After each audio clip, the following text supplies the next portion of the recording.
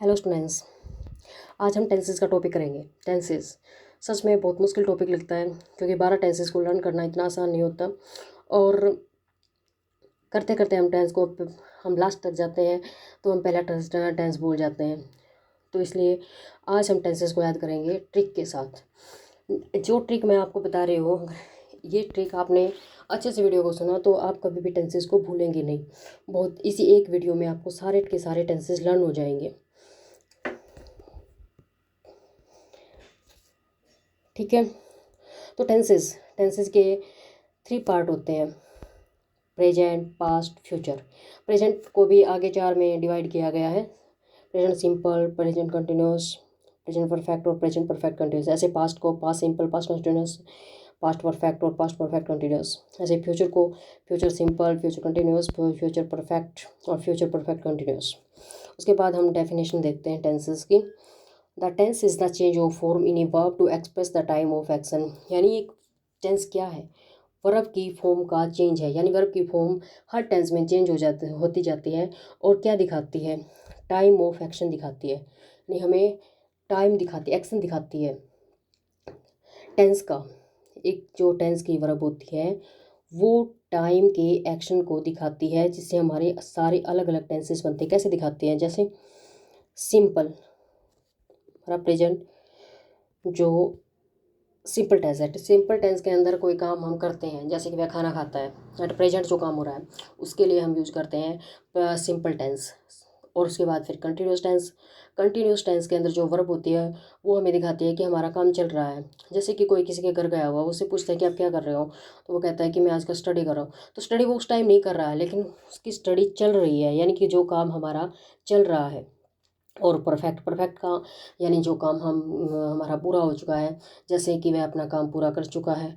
जब सारे टेंसेस हो गए हैं तो फिर हमें परफेक्ट कंटिन्यूस टेंस की जरूरत क्यों पड़ती है? परफेक्ट कंटिन्यूस टेंस का मतलब होता है परफेक्ट प्लस कंटिन्यूस, यानी कि कुछ काम हमारा कंप्लीट हो चुका है और कुछ काम हमारा अभी चल रहा है।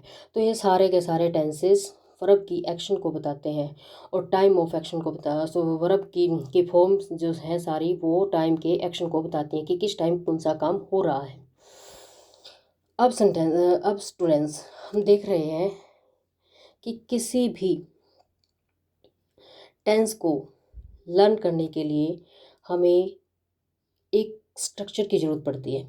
स्ट्रक्चर के अंदर क्या आता है? सब्जेक्ट आता है, हेल्पिंग वर्ब आती है, मेन वर्ब आती है, ऑब्जेक्ट आता है।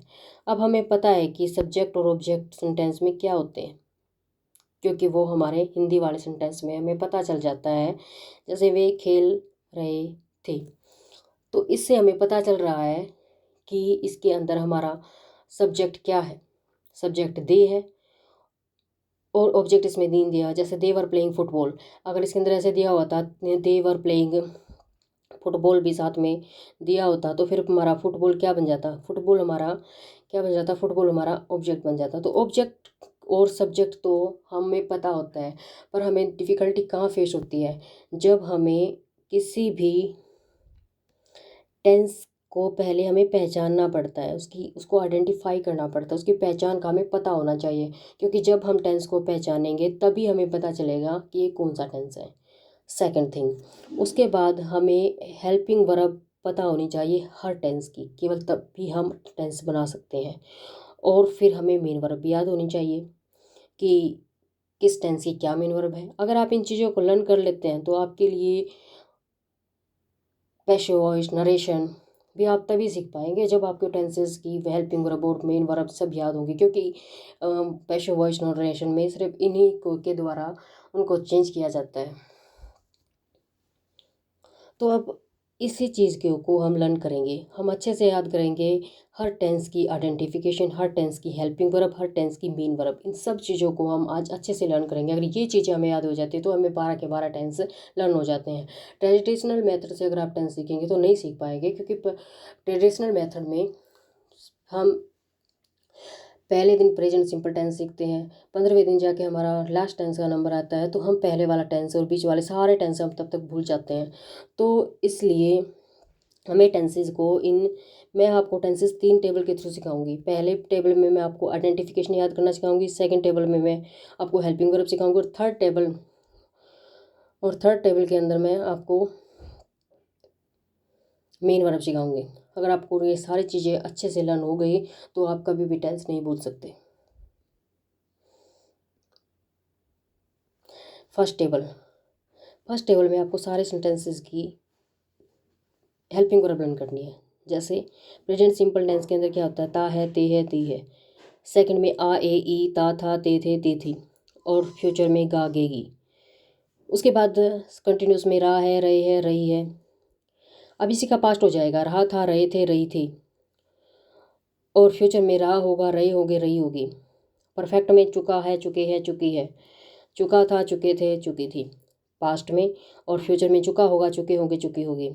कंटिन्यूस प्रेजेंट परफेक्ट कंटिन्यूस में से रहा है, से रही है, से रहे हैं, से रही है। से रहा था, से रहे थे, से रही थी। तो ये सारी चीज़ें आपको अच्छे से ये टेबल लर्न करनी है आइडेंटिफिकेशन की। सेकंड टेबल में आ जाते हैं। सेकंड टेबल हमें हेल्पिंग वर्ब की लर्न करनी है। हेल्पिंग वर्ब की टेबल लर्न करना बहुत आसान है। जैसे डू डज, प्रेजेंट सिंपल में हमारे जो पहला है डू डज का यूज़ होता है। आप डू डज को ध्यान रखें बस। डू डज का पास्ट होता है डिड। पहले हम ये दोनों को लर्न करेंगे, फ्यूचर वाली बाद में लर्न करेंगे। तो पहले डू डज का पास्ट होता है डिड। इज एम आर का पास्ट होता है वॉज वर। हैज हैव का पास्ट होता है हैड। पहले इतना याद करना है। Do does did, is am are was were, has have had. और डू डज ये जो और डिड प्रेजेंट और पास्ट में जो हेल्पिंग वर्ब है वो सिर्फ नेगेटिव और इंटेरोगेटिव सेंटेंस में ही आती है।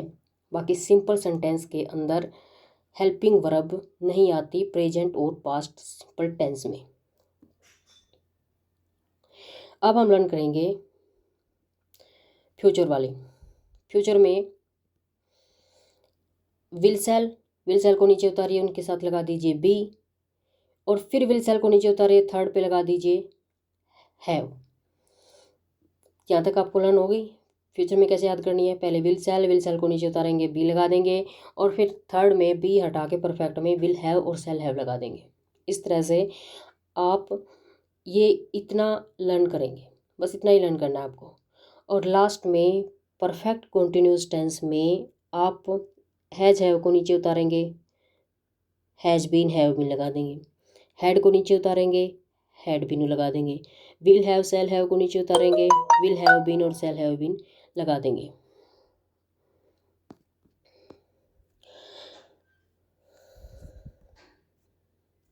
ठीक है, तो इस तरह से डू डज का past did, is am are was were, has have had. और फिर यहाँ से will shall will be shall be, और विल हैव और सेल हैव। और फिर नीचे उतार के has been have been had been, will have been और सेल हैव बीन। यह आपको अच्छे से लर्न हो जाएगी। अब है मेन वर्ब वाली टेबल लर्न करेंगे हम। मेन वर्ब के में वर्ब की फॉर्म याद करना बिल्कुल आसान है। जैसे फर्स्ट सेकंड फर्स्ट, आपको लर्न रखना है फर्स्ट सेकंड फर्स्ट। और अगर डिड लग जाता है तो पास्ट में भी वर्ब की फर्स्ट फॉर्म आ जाती है, क्योंकि डिड के साथ वर्ब की फर्स्ट फॉर्म आती है। अब लेकिन आप याद रखें फर्स्ट सेकंड फर्स्ट या फिर फर्स्ट फर्स्ट फर्स्ट। उसके बाद हमारे 6 टेंस ऐसे हैं जिनके अंदर वर्ब की first form plus ING, verb की first form plus ING, verb की फर्स्ट फॉर्म प्लस आईएनजी ही आती है। तो हमारे कॉन्टिन्यूस, देखो इसमें भी कॉन्टिन्यूस आया है और इसमें भी कॉन्टिन्यूस आया है। तो जिसमें कॉन्टिन्यूस आ गया तो कॉन्टिन्यूस के साथ हम वर्ब की first form plus ING, verb की first form plus ING, verb की फर्स्ट फॉर्म। तो 6 टेंस ऐसे हैं, तो याद करना बिल्कुल आसान है। 6 टेंस ऐसे हैं जिनके अंदर वर्ब की फर्स्ट फॉर्म प्लस आईएनजी आ रही है। और फिर हम आते हैं परफेक्ट में। परफेक्ट के अंदर क्या होता है, वर्ब की थर्ड फॉर्म, वर्ब की थर्ड फॉर्म और वर्ब की थर्ड फॉर्म। याद करना कितना आसान है। फर्स्ट सेकंड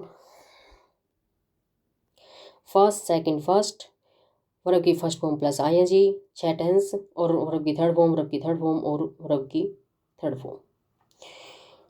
अब जैसे हमें तीनों टेबल लर्न हो जाएंगे, एक बार आप वीडियो देखेंगे, इसको अच्छे से लर्न करेंगे, उसके बाद खुद से आप टेबल बना के देखें। 1 से 2 बार आप टेबल बना के देखोगे तो आपको सारे के सारे तीनों के तीनों टेबल लर्न हो जाएंगे। और तीनों टेबल लर्न होने के साथ ही आपको सारे 12 के 12 टेंस अच्छे से लर्न हो जाएंगे। आप अच्छे से क्या बना पाएंगे, सेंटेंस बना पाएंगे, अच्छे से इंग्लिश बोल पाएंगे, अच्छे से वर्ब की